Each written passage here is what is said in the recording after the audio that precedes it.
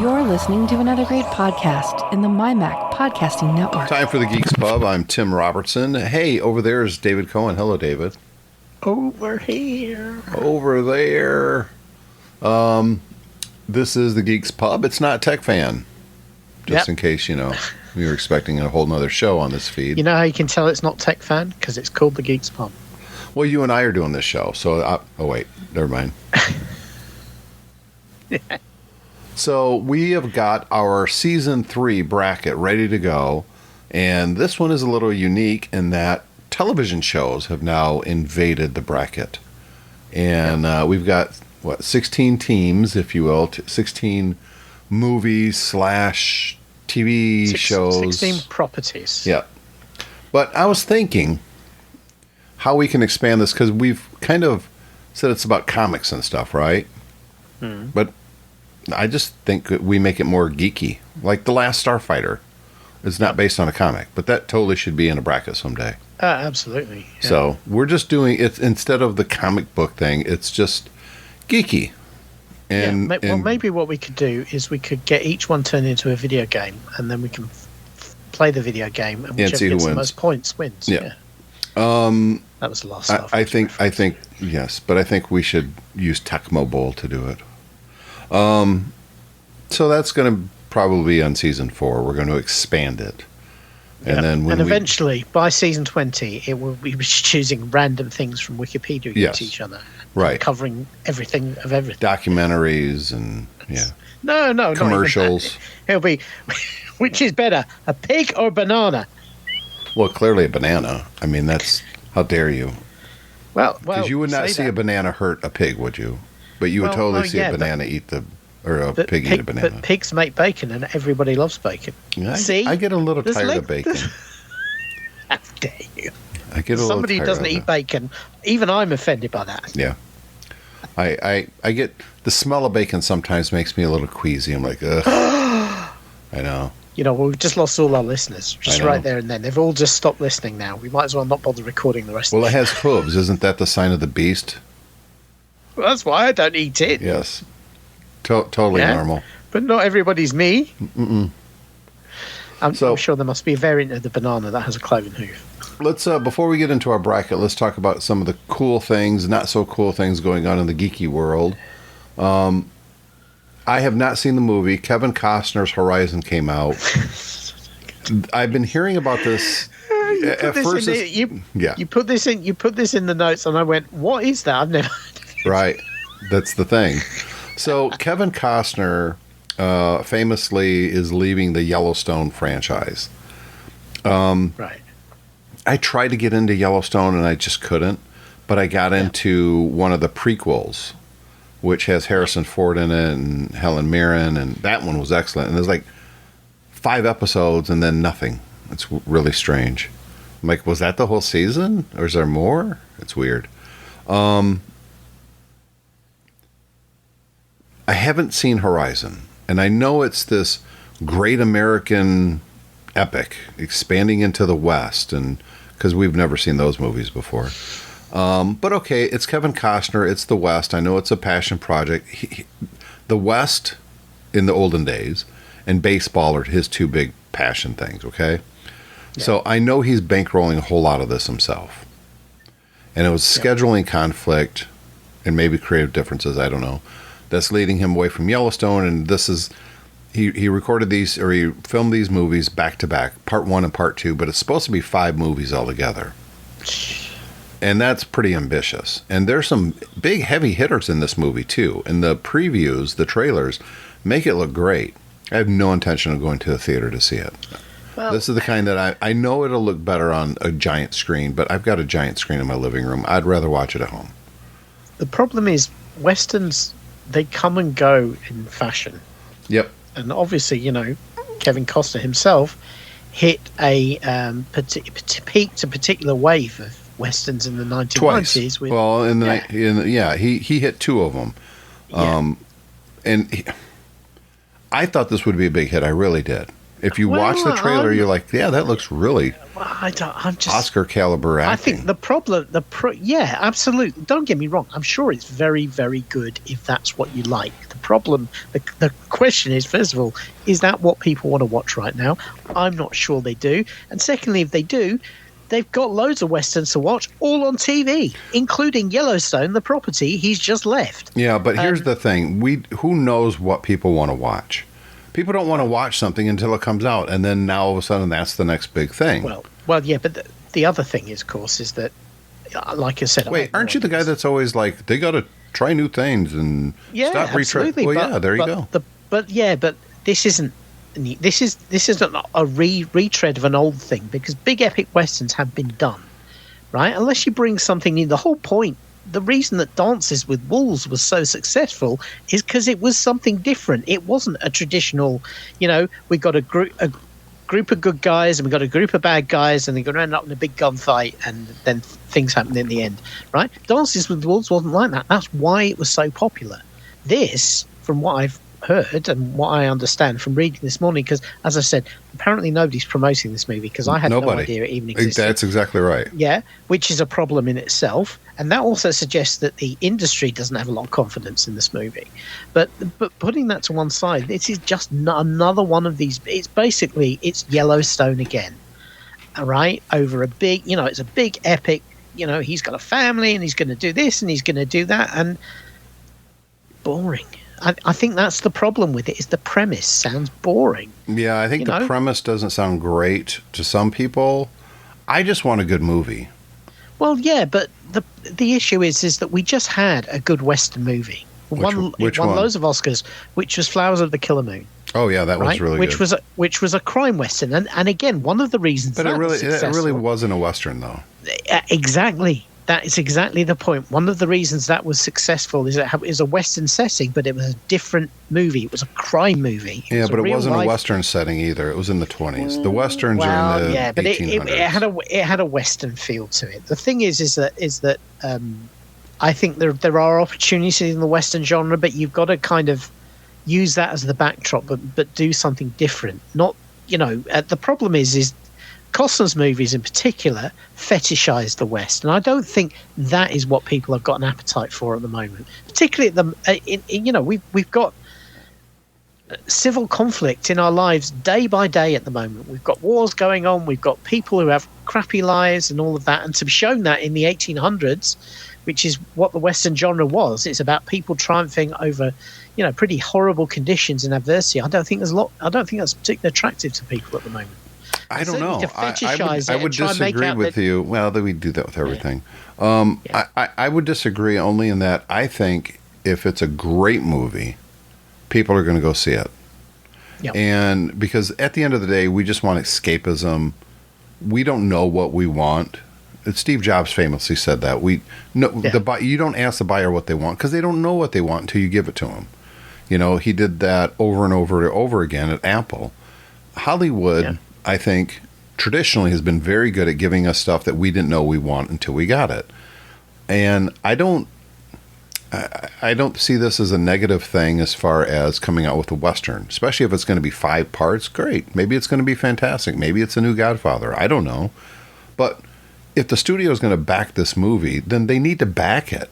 Put some marketing behind it. I think that's the biggest thing here. Now, the news for us anyways is that Horizon 2, which was supposed to come out in August, there's going to be a 2-month between the two movies, has now been pushed back. They're not saying when it's coming out. It is still going to hit theaters. And the reasoning is because this movie completely flopped in theaters, they're hoping it finds an audience in streaming, which it's totally going to. That's where people are going to watch this. I don't care how big of a scope the movie is. People want to watch movies at home. And I don't know what this means long-term for the 5-movie arc. I doubt if it's ever going to be 5 movies.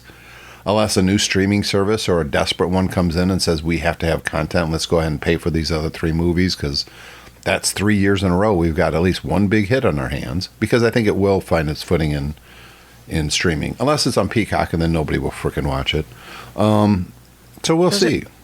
the problem is, the first one, this first one apparently cost $50 million to make, which is by modern standards relatively cheap. Yeah. And yet it's not made its even its production budget back. I can't imagine it has a particularly big marketing budget, because as we've said, nobody's marketed it. Nobody's seen it.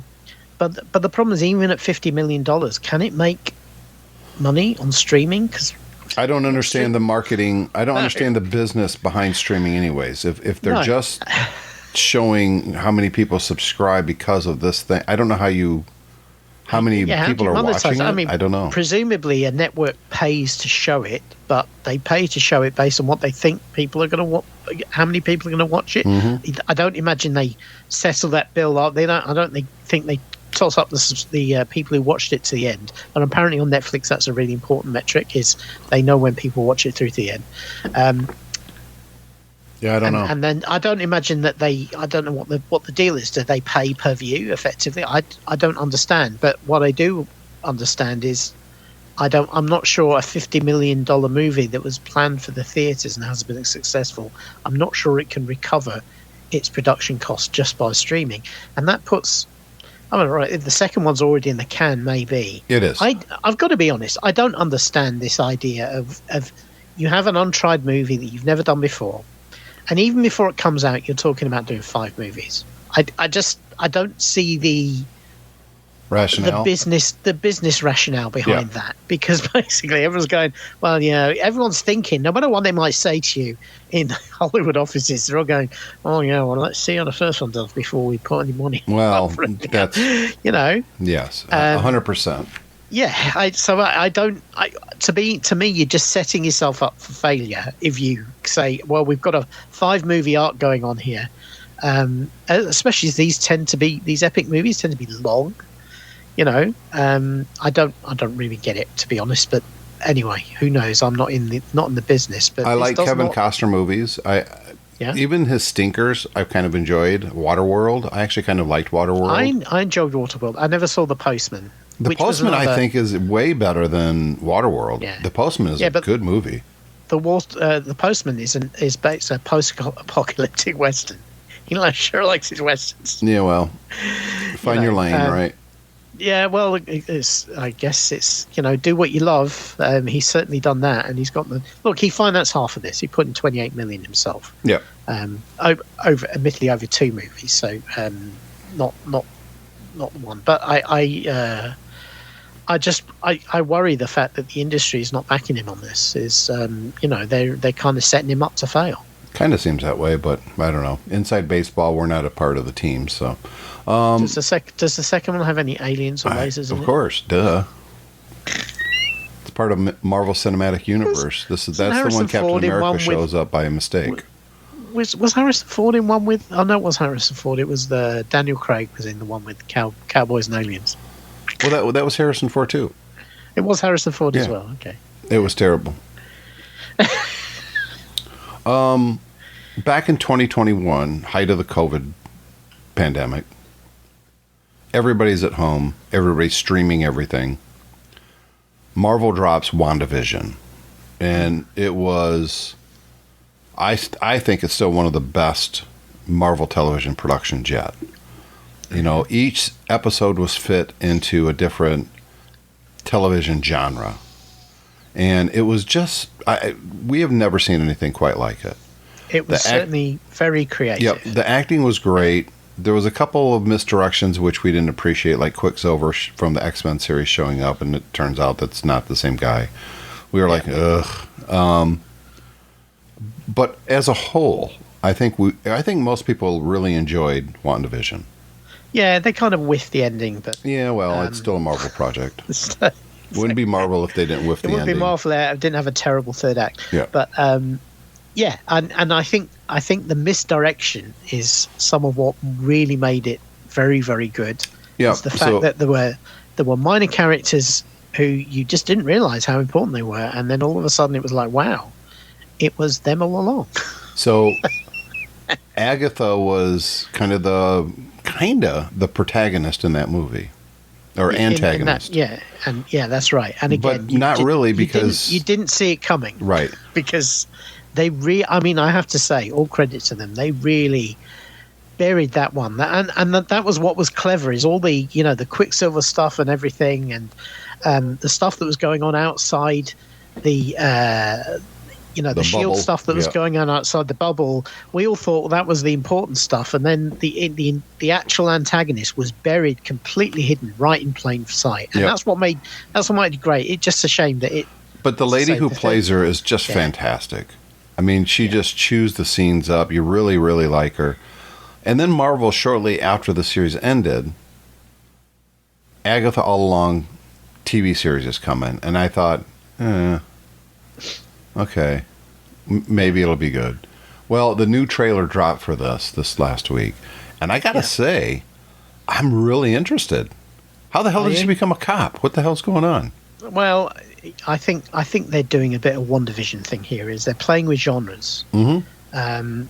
I've got to be honest. I started watching the trailer and I saw that they're doing True Detective with Agatha as the True Detective. That's how it starts, and I struggled to I knew that she put a spell on her, but I couldn't remember what she done. Depowered her. She depowered her, but I couldn't remember what else she did. And so I found myself watching it thinking, oh, was this set up in the previous show or not? I've got to be honest. As the trailer went on, I became less and less interested in this.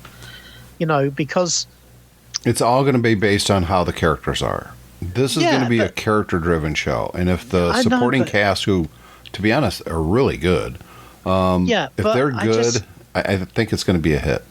But it appears to the trailers. You just don't like it because it's woman focused. Come on. No, that's not why I don't like it. If they were wearing bikinis, it would be a lot better. Some of the actresses, maybe not. Well, you know what? I reject your lack of body positivity energy. Thank you very much. Yeah. I just the way maybe the show is going to misdirect us, but the way the trailer is cut, it's like, oh, she's going to go on some sort of quest. anti-hero redemption arc to get her powers back, and I'm just thinking, I don't care. I really don't care in that. And she's assembling a team who are going to help her with that coven. And again, great as a lot of them look, I'm just thinking, this didn't grab me as a concept, because of course she's a bad guy. She was a bad guy in WandaVision. When she realizes what's been done to her, she's going to want to regain herself and get her powers back and maybe take some revenge. And I understand that, but it's just not interesting because that's a typical bad guy arc.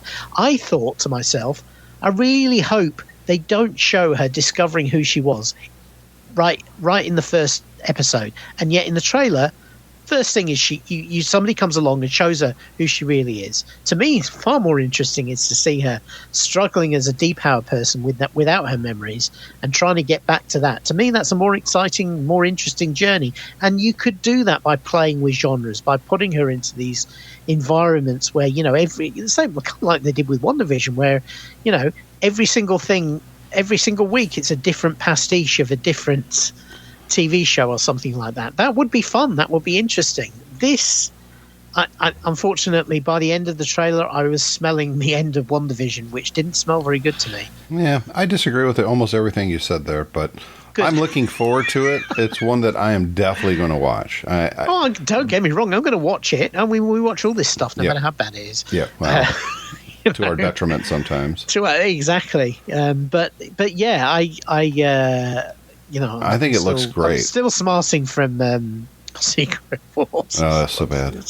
But here's the thing. I think Marvel, let me rephrase that. I hope I know Marvel what you were going to say, and you are damn wrong.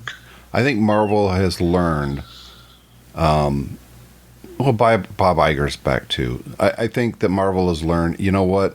More isn't better. And they have scaled back. They have gone through some extensive researches or reshoots on some of their stuff because it wasn't working. And I do want to see that. Admit there's a problem and fix it. Yeah. And speaking of fixing it, the next one. To say about Agatha, I mean, this is a teaser trailer. It could be completely unrepresentative of the actual show. Yeah, well, if you saw WandaVision trailer when it first came out, we had no idea where it was going.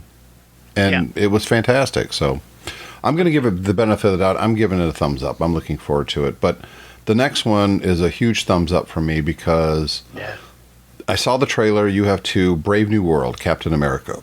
Harrison Ford's taking over as General Ross because, unfortunately, the original actor passed away. And I like how they talk about it right at the beginning. Well, you look different. Well, I had to lose a mustache. Brilliant. Yeah. That's all you need to say. Move on. Great. They didn't really show a whole bunch of the bad guys, if any. I mean, one. But other than that, I mean, boy, I tell you what, it kind of is giving me original Captain America vibes as far as it feels like another spy type thriller type of thing, which was Winter Soldier. It's kind of giving me that Winter Soldier vibe. That makes me very excited because I think that's where Captain America shines in solo movies.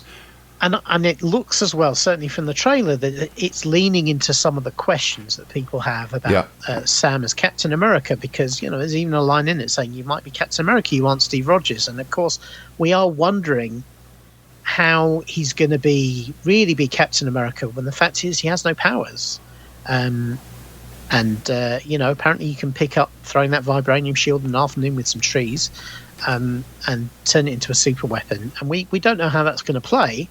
And obviously, by having President now Ross in the center of it, and again they address that as well. It says we've never gotten along, but let's give this another go. Well, he said he's trying to win the election. That doesn't necessarily mean he's president, so he could just be a candidate. Okay. Yeah. And of course, anybody who knows the comic books know that General Ross eventually becomes the Red Hulk, which they totally show. Yeah. At the very end of the trailer, and the CGI of that was like, I was like, eh. But I'll wait for it to come out. I'm not going to comment on that yet. I think it's a very exciting looking movie. It comes out in February, I think it said. Was it February? I think it was February of next year, which kind of worries me because February is where they kind of bury bad movies, but I don't know. Who knows? It looks good, though. It looks really good.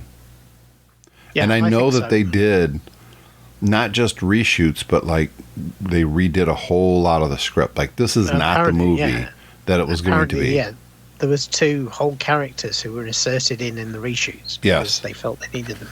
So that's exciting to me that they recognize their mistake, and it only excites me though because I just watched the trailer and it looks really good. Yeah, I kind of hope that at one point in the future we get the original movie. Somebody who cuts it Snyder style, just so we can see what it could have been. No, I don't know. I don't want to. You know, look, I think these are testing times for Marvel. They've been on top for a long time, and now they're starting to wobble a bit. And I think it's and the difficulty they have is that a lot of these things that were carried along by the hype along through the years. You know, you go back and watch them again, and they're not quite as good as you thought they were. There's been a couple I've seen on TV recently, and I thought, I really enjoyed it at the time. Now I can see some of the gaps.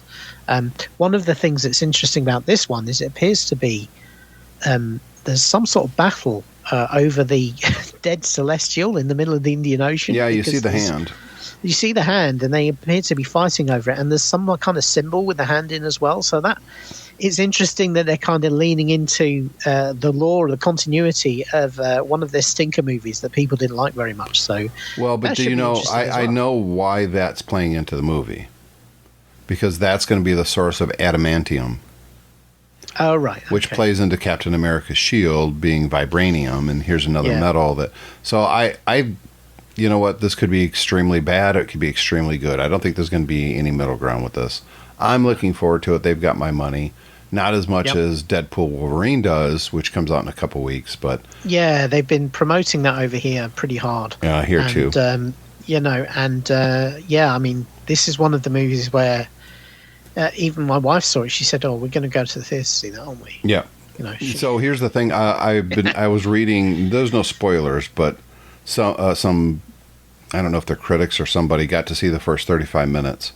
And the overwhelming response is, this is completely restoring the Marvel Universe. This is amazing. And one guy said, this this gives me the feeling of magic back when it comes to Marvel. That's pretty high expectations.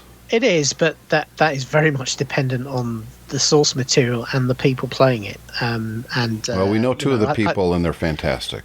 Well, exactly. I think we are dealing with people who have real love and reverence for these characters, and also, they're the kind of guys who can lean into the tone. Yes. Well, it's two character actors. Yeah. I don't know if I'd call them character actors, because Ryan Reynolds kind of plays the same role in everything. But I'd say that Hugh Jackman has got more range, but 100%. There's no question. But the thing that I think the point is that these are two actors who really have the ability not to take themselves too seriously. No, it's more than that. Here's what it is, David. These are two actors that love playing these characters. Yeah, That's and also what they it's love about. each other. They're very good friends, and the chemistry is going to come across, even though it's it's an old couple type chemistry. Yeah. I'm going to see this in the theater. It looks fantastic. Yeah, absolutely. Something we were talking about, I think, either before or after last episodes of Tech Fan, was about the Transformers. So we actually put it in our notes. We're going to talk about this for a second before we get into our bracket. And when we get into our bracket for season 3, we're going to go through all the shows, I guess you would call it, movies and shows that's going to be participating, and then we'll do a couple. Yeah, go ahead. Because I think you were the one that brought this up. It's like the Transformers, right? They're living robots, right?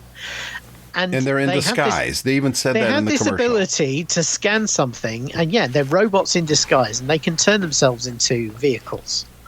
Why? They live on a robot planet full of just their people. Right? Now, okay, there's a big civil war, but at what point did they evolve the ability to scan an object and turn themselves into it as a disguise? Why would that happen on a planet full of other robots? Yeah, because presumably on a planet full of other robots, you can be disguised, but if you disguise yourself as an earthbound car, you're going to stick out like a sort of thumb. So what is all that about? Right. And then why did they come here? Well, why did all the good guys drive and all the bad guys fly? Yeah. If you could turn into anything, and some dude's flying in the air or launching rockets at why not turn into a Star Destroyer? Right.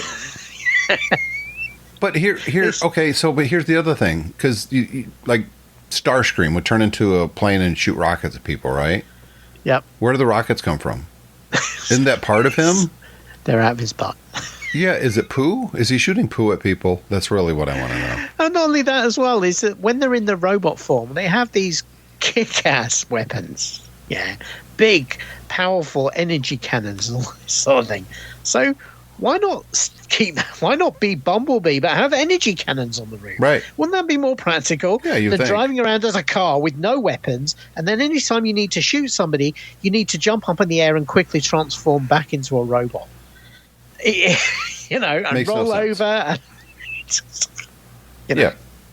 I don't know. The idea behind Transformers is it was a toy. It was a toy line that it was a robot.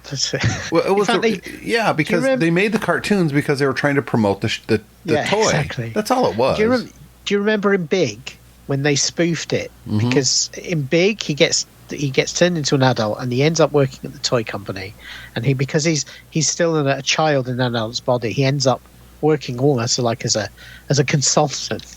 And so they show him, here we've got a building and it turns into a robot, and they have the model there, and he goes, yeah, but what's fun about that? Yeah. No. He said, so it's a building. He said, how can you play with that? Mm-hmm. And obviously, yes, Transformers was the toy. The toy. You had a robot and a car in the same toy. That was the thing. But the fact it's become this huge multi-billion-dollar franchise, when it's just like ridiculous. It's just like, why? I'm not nostalgic for Transformers because when the toy line came out, I was in my teens. Yeah. So I was too old for Transformers. Star Wars and stuff like that was for us. Even though those movies are typically Michael Bay excess movies, I've got to admit the first one I really enjoyed, just because I thought the way they brought the Transformers to life was extremely cool. The only one I enjoyed was Bumblebee. That was actually a good movie until that the was a very good movie end when as they well. brought Optimus in, and it's like, ugh. I liked the actress who also played Hawkeye in the new Hawkeye series. Yeah, I thought that was those really movies well are done. also those movies are also creaking under their own retcon continuity, which is ridiculous. Well, did you see the animated thing that they got coming out? Yeah, I did. Yeah, That looks really good. yeah. I thought that was. I'm in on that movie. But yeah, why do the Transformers makes no sense? And the main bad guy transforms into a gun. What? Okay. Why? I get it as a toy, but in the show, you just transformed into a gun. So as soon as you do, you just fall to the ground. You're hoping one of your lackeys picks you up and shoots. Takes the safety off, cocks it, and points it, and then hits what it's shooting at. Why does one turn into a boombox? And then his little pails turn into cassette tapes and goes inside of him. Why? What? If you think about that, that's deeply problematic. Well, I was avoiding that part of it, but what's the strategic benefit? Because when they turn into vehicles or things, because it's not just vehicles, I can understand the robots. Okay, they were there for a long time. They transformed into the thing, although they're still metal robots, so I don't know who they're disguising themselves from. But okay, and they're kind of dumb. Fine. But at least as a robot, you can bite the shit out of people, right? Yep. Why a cassette tape? So you can go in the boombox, obviously. Right. I say the problem is who has boomboxes now? Right. You remember boomboxes used to be not just physically huge, but they were a big market, and now they don't exist. No. We all had one growing up. Mm-hmm. I had a few. They were, they were kind of low tech hi-fi. For kids I have mine for from real a kid. Hi-fi. It's by my 3D printer. You saw it in the picture that I sent. Yeah, but obviously nobody uses them. Well, I guess people sometimes have the radio. I bought a Bluetooth adapter that I can plug into it and stream music to it. The problem is it sounds like garbage compared to modern speakers. They didn't have good sound. No, they did not. They went loud, but they didn't sound good. Yeah, the best source they were playing was FM radio, which wasn't that great. Correct. And then everything went down from there because tapes sounded like garbage, hissy garbage. Yep. The name, the clues in the name, boombox, they were designed to just be loud. Yep. Not good. No. So let's get into our bracket. This is season 3. We're going to start at the top and work our way down. These are our competitors for this season. Let me move my window over here so I don't have to look at an angle here. When these are randomly generated, I use a website and it doesn't matter. I didn't put them in any particular order, going against anybody in a particular order. It was completely random. So starting at the top, so obviously every two are going against each other initially. Guardians of the Galaxy from 2014. Superman Returns from 2006. Batman Forever in 1995. Agent Carter, which is a TV show, ran from 2015 to 2016. Spawn, 1997. Darkman, 1990. Jessica Jones from 2015 to 2019. That was 3 seasons, but I'll be honest with you, I don't remember the 3rd season at all. But it's got an uphill battle because it's going to go against WandaVision from 2021. The Flash from 2014 to 2023. I didn't realize it ran for 9 years. Yeah, no, it was a long show. That's the CW version. Yep. Yeah. American Splendor, which David has never seen. And that's from 2003. Miss Marvel from 2022. That's a TV show. I've heard that they're bringing it back for another season, which I welcome. Yep. X-Men Days of Future Past from 2014, which, if you don't remember it, that's okay. We'll get into that eventually. Constantine from 2005, that was... the Keanu Reeves. And they're talking about him revisiting that role, which I'm for. Go for it. Preacher from 2016 to 2019, and David watched maybe 1 or 2 episodes. Yep. You didn't finish it. I didn't. Yeah, you and 99.9% of the people who started it. By the way, Preacher's one of my favorite comic book series of all time. It's so good. Watchmen 2019. I thought we had done that, but I guess we hadn't. So that's not the movie, that's the TV show. No, that's the movie. No, that's the TV show. Sorry. The TV show, yeah. I think it's important to say that because one is better than the other. Yes. And, okay. And the TV show's way better than the movie. Yeah. Which is ironic because it's based on the characters from the TV show, but it was never a comic book. They went a completely different direction. And then The Wolverine 2013. So we've got some pretty good stuff in here, and some of it's not pretty good. But we're going to start at the top, and that's Guardians of the Galaxy from 2014 against Superman Returns from 2006. Right. Do we even need to have this conversation? We do a little bit because, look, Guardians of the Galaxy was amazing, right? Yeah. We know this is going to win.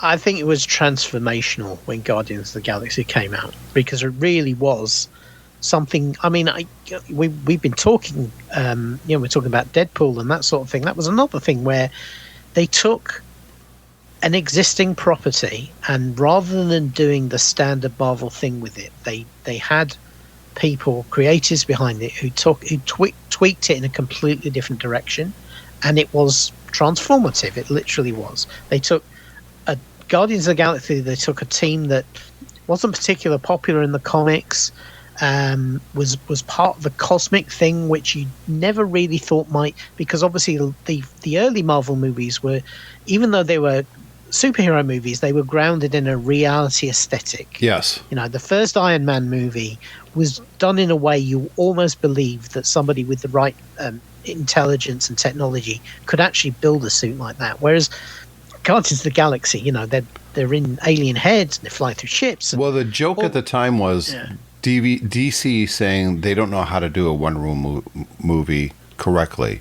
And on the other side, here's Marvel going, here's a talking raccoon. Yeah, and exactly. Guardians is such a good movie. It's almost a perfect superhero movie, if you will, or a comic book movie. Each character 100% gets their correct amount of screen time. The way they introduce the characters is perfect. The setup on how they come together in the middle and how they become a team at the end and win. Everything about this movie is just, it's almost a perfect movie when it comes to that stuff. It is, yeah. I have, again, as very often with Marvel, I think the third act has some problems, but up until that point, it is pretty much perfect. And you're right, the thing that made this movie is the characterization of some very odd characters was absolutely spot on. But you buy into this movie within 5 minutes. Yeah, exactly. It starts out with a kid on Earth basically getting an alien abduction. He gets abducted while his mom is dying. Yeah. His mom wants him to come here, I want to give you a hug, and obviously the kid can't deal with this kind of a situation. He runs out of the room and gets abducted.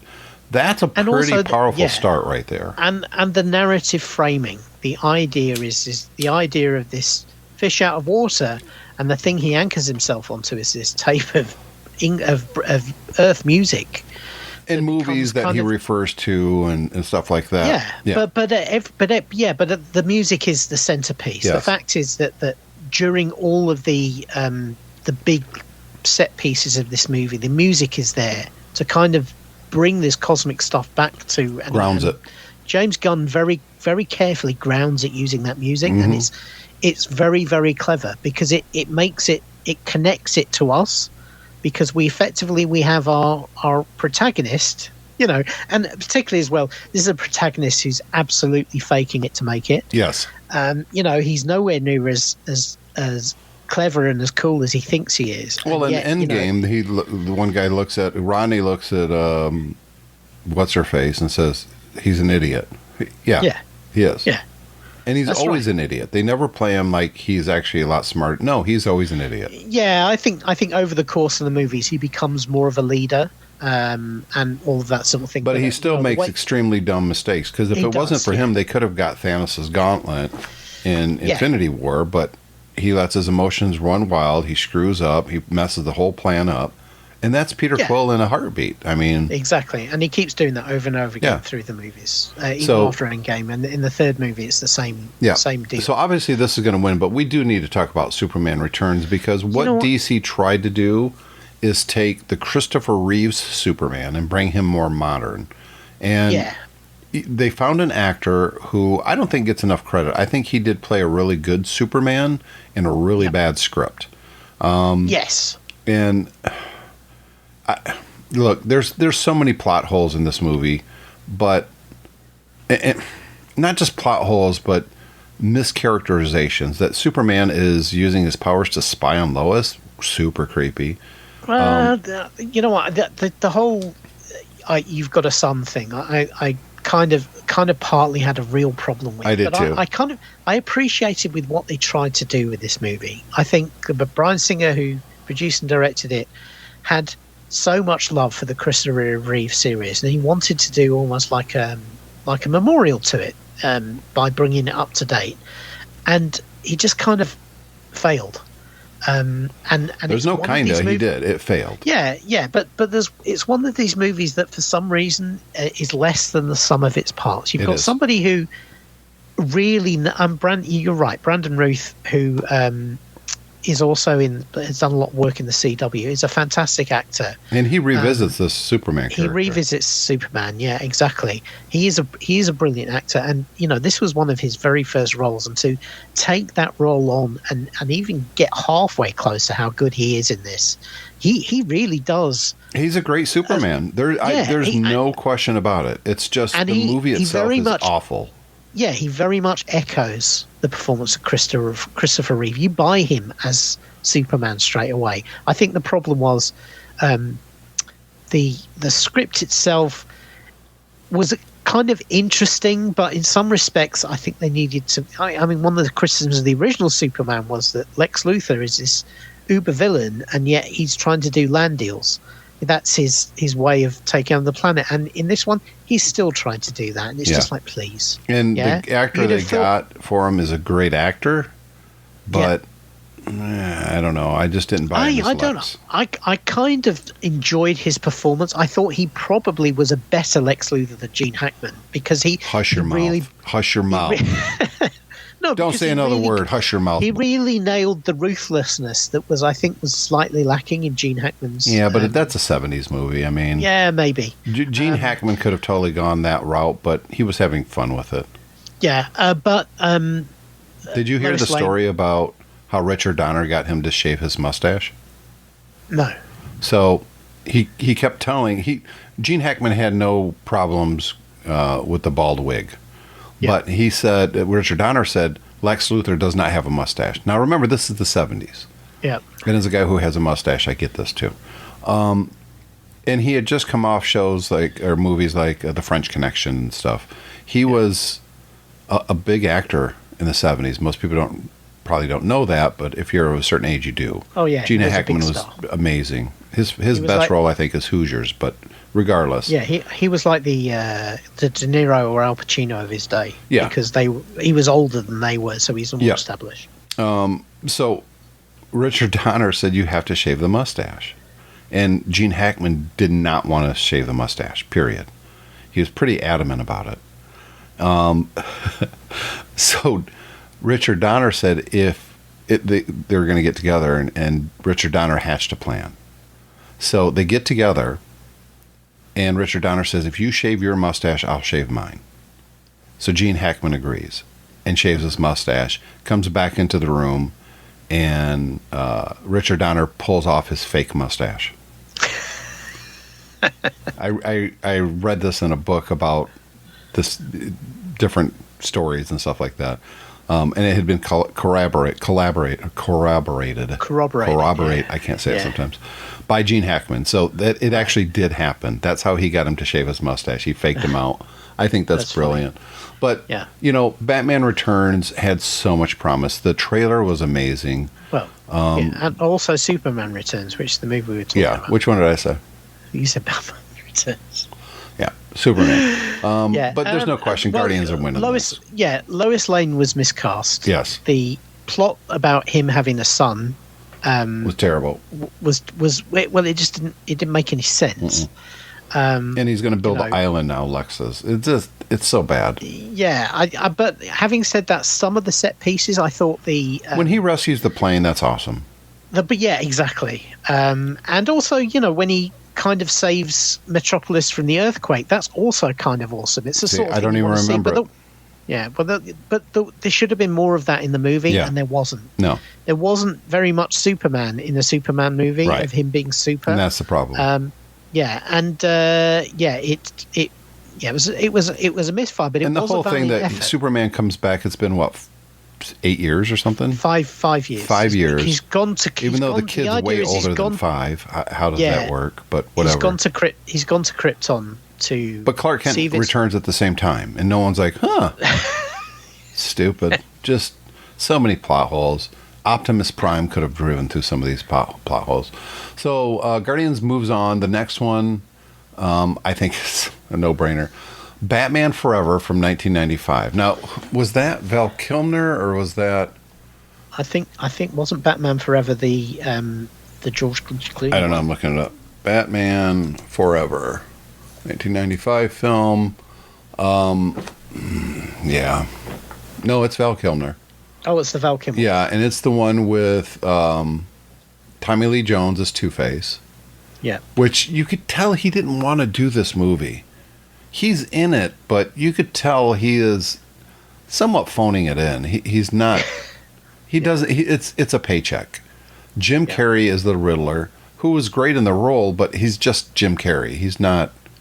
He's a goof ass in this movie, which is not what the Riddler should be. The problem with this one is this is when the production design really started to take over everything else. Yeah, and it became toys. All about style and no substance. Well, it became about the toys. Yeah. Nicole Kidman is a doctor love interest to Batman. No one cares. And then the worst casting in the world, Chris O'Donnell is Robin. Are you kidding me? They got an adult-ass Robin that's the same age as Batman pretty much. It made no sense. This movie was it was bad.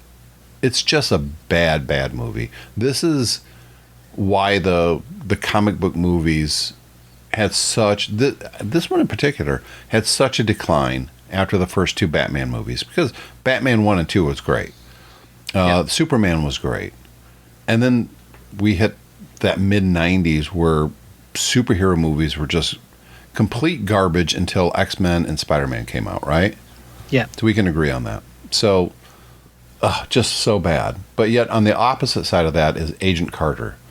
It was an ABC series. It wasn't, Marvel streaming or anything. So it was on ABC at the same time that Agents of S.H.I.E.L.D. was on. Yeah. And I'll be honest with you, I believe Agent Carter was 2 seasons, or was it 1?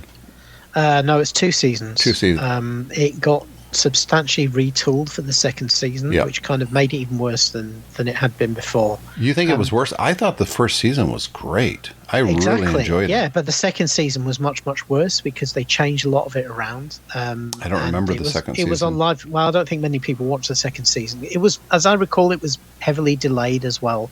I feel bad for Hayley Atwell, who plays Agent Carter in this. So for anybody who didn't see it, this was effectively a continuation of her character from the first Captain America. Yeah, it takes place about 10 years after Captain America ends. That's right. Post-World War II. It's now the 1950s. And she's moved to America. And it's the start of S.H.I.E.L.D. It's the start of S.H.I.E.L.D. So she starts in the American Secret Services, and then she ends up becoming... her co-star in it is what's his name? Howard Stark's butler, Jarvis. Yes. Who obviously is the inspiration for the Jarvis AI that comes later on. Mm-hmm. Yeah, and Jarvis effectively he's kind of like like a super Alfred to Howard Stark's character, and you don't see Howard Stark very much in it. When he is in, he's pretty good. He's played by the same actor who's played in Captain America. Who later on the list also played the Preacher in Preacher. This was a really fun show. It really delved into the setting, and and there's a big undercurrent of the fact that nobody in the security services took her seriously because she was a woman. Which made sense for the 1950s. She was better than everyone. It was. Do you remember that cartoon series Hong Kong Phooey? Vaguely. You remember that? Yeah. Vaguely. So in Hong Kong Phooey, the dog janitor turns into a superhero called Hong Kong Phooey, but in fact it's the policeman's cat who solves all the crimes, and Hong Kong Phooey takes the credit, even though he's incompetent. So this very much what happens in Agent Carter is that she solves everything all the time, and then all the men around her who've had nothing to do with it take the credit, and pat her on the head and, do the typing and all this sort of thing. That was the first season. It was really, really good. Second season, they moved it from, I think it moved it from New York to Los Angeles. Basically, the second season wasn't anywhere near as good, and you could tell it was on a death spiral. And I feel bad for her because she really didn't get a chance to really crack that character and give it the due it deserves. And we've seen with what they've done when she was Captain Britain in What If. No, and she actually played it live action too for 5 minutes. Yeah, and she goes toe to toe with Wanda, and she was the last avenging person in that movie before she ate it. Yeah, she was awesome, and it's a shame that this didn't last longer. But that was back when. I mean, had streaming been a bigger thing back then, it would have been on streaming. It probably would have done better. I agree. I think ABC had good intentions. They had the wrong people running the shows, or at least the creative team, because they didn't know what to do with this character. It was kind of the first season was kismet. It really was, and then, like you said, they didn't know what to do with the character. It should have been one and done, but I still think it's way better than Batman Returns. I would definitely agree. I would definitely take this one forward rather than Batman Forever, which really was a forever stain on the Batman franchise. Yeah, we're gonna do one more, so we're not doing all the first four. We're just doing the first three. Okay. 1997 Spawn against 1990's Darkman. Now Spawn. If you weren't into comic books in the 90s, there was this big creator revolt against DC and Marvel. It was creators who were revitalizing the comic book industry, coming up with new characters, but they weren't getting any credit or a lot of money for it. And they wanted more creative input in these characters that they were creating. And the focus really was on the artists, not the writers. Yeah. Although it was... Look, the artists get credit for the design, and if it's not a cool design, we're not interested. But at the end of the day, it's all about the writer and the characterization. Yeah, the story's got to be right. Yep. And so this big creative revolt happens. Todd McFarlane, who made his bones on the Hulk and then really got big on Spider-Man, leaves Marvel to help form Image Comics. And his big one, and the big comic coming out of Image, is going to be Spawn. And it's these swirling chains instead of spider webs. It's a big cape. It's a little bit. It's kind of inspired by the Ghost Rider. Yeah. This is a guy who went to hell and was given an opportunity to come back as a superhero to retrieve people and take them back to hell. That's what Spawn is all about. And he has the, much like the Ghost Rider has the motorbike and all of that. Yeah. He has this cape and these chains that kind of are almost independent of him, that allow him to do amazing things. And Spawn was an incredibly cool character. Cool looking. And the concept was cool, but the stories were terrible. Yeah, but everyone was kind of excited when they said they were going to do a movie. Yeah, absolutely. And you know what? I remember enjoying the movie. I don't think it holds up. It was bad even at the time. I remember watching it, and then when it was over, I was like, that was terrible. That was awful in every single way. It was just bad acting. Yeah. It was the special effects were terrible, even for 97. To me, there's nothing redeeming about Spawn 1997. I know they're talking about rebooting it, and I'm like, why? But Darkman, on the other hand, is kind of a dark horse hit in some respects. Liam Neeson, it's one of his first big roles. Yeah, and this was one of those ones where the concept was really clever, and I think with this was a Sam Raimi movie, as I recall. Yeah. So it's super campy.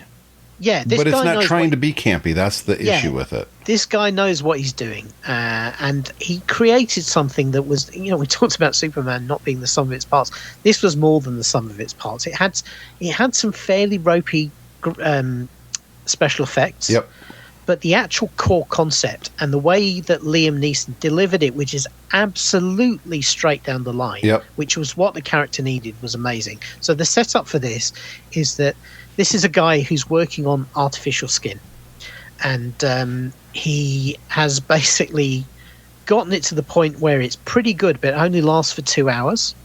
And then anyway, because movies, he ends up crossing some bad guys, and they trash his lab and try and kill him. Yeah, he's disfigured really bad. They basically blow his lab up for reasons which I can't really remember, and he gets ejected by the explosion out into the harbour, and he's basically burnt from head to toe. And so he's fished out the harbour and taken to the hospital, and what the hospital decide to do to him for some reason, which again is comics or movies, is they basically disconnect his nervous system so he can't feel any pain. Otherwise, the pain would drive him mad, right? So he is this disfigured mess. And to get revenge, he ends up becoming the Dark Man, which is basically he's going to get revenge on the criminals who did this to him. And have they killed or abducted his wife? I forget. Anyway, I don't remember either. No, I think she's in peril during the movie. But the thing is, because he basically retrieves enough from his lab to be able to reconcoct the skin, and he uses that to make himself look like the bad guys so that he can mess with them. And of course, because he's driven by this rage and the fact that he has no pain, when he's in his Dark Man thing, which is basically wearing a hat and an overcoat, he is he's fairly unstoppable because he can't feel anything, and he's got the strength and all of that. It's very, very silly, but as I say, they play it straight down the line. Frances McDormand is in it, who's brilliant, and Bruce Campbell's in it. Yep, that's right, because it was Sam Raimi again. Yeah. But the best thing about it was the guy who played the head villain. He camped it up, and he was so good. Yeah, Larry Drake. Larry Drake. He went on to play what's his name, the simple office boy in L.A. Law. Yeah, Larry Drake's a good actor. Yeah. And anyway, it's one of these things where it was much better than it deserved to be. Yes. And absolutely wins this over Spawn. I'll tell you that for nothing. Unfortunately, they tried to cash into it. They made a number of direct-to-TV sequels, which weren't direct-to-video sequels, which weren't anywhere near as good. But these sorts of movies happened back then, where somebody would come up with something original and actually get the budget to turn it into a movie. Obviously, they always hope to turn it into a franchise. But, if you get a chance to watch Darkman, you'll have a good time. There was 3 movies, so they kind of did. Yeah, but as I said, the second and third ones were just it wasn't the same direct-to-video cash-ins. Yeah. I don't think Liam Neeson appeared again. No, he didn't. So, He was busy calling people on the phone and saying, I will find you. Well, no, but this is the thing. This was many, many years before. Yeah, it was 1990. I mean... Right, yeah. And back then it showed he could carry this sort of thing. And then Taken came along. And if you've ever heard the story of Taken, nobody thought it was going to be a big hit. Right? It was literally just like it was a cash-in movie. And it was one of those things where we've got something, if we can get a bigger star, it will get bigger coverage. And they got Liam Neeson, and he just I forget the reasons why, but he just decided to take it. He wasn't taking it very seriously. Well, he wasn't a big actor at the time either. This was post Star Wars though, wasn't it? Taken. Yeah, but that wasn't a big bump in his career. You might think it was, but Taken was the one that made him a star. No question. I think the reason was he wasn't really interested in being a star back then. I think he was just a jobbing out. His wife had died. His wife died in tragic circumstances. She kind of fell over on a ski. She was one of Vanessa Redgrave's daughters. She fell over on a ski slope, banged her head, and died. It was really, really awful. And so I think for a few years he didn't do very much. And I think he just did this for the paycheck. But he's Liam Neeson, which means he's awesome. Yep. And it turned Taken into a huge thing and turned him into a big star.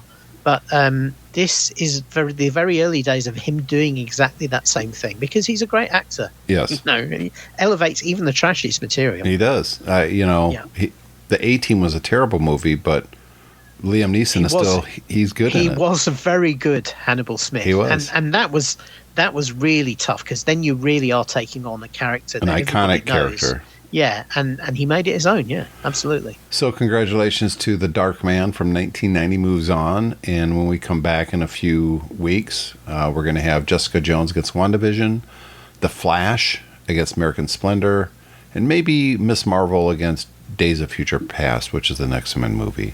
And of course, we'll probably have our review of Deadpool v Wolverine, or I guess it's Deadpool and Wolverine. And I'm dying to see that movie. So, David, I'll see you probably in a week on Tech Fan. See you then.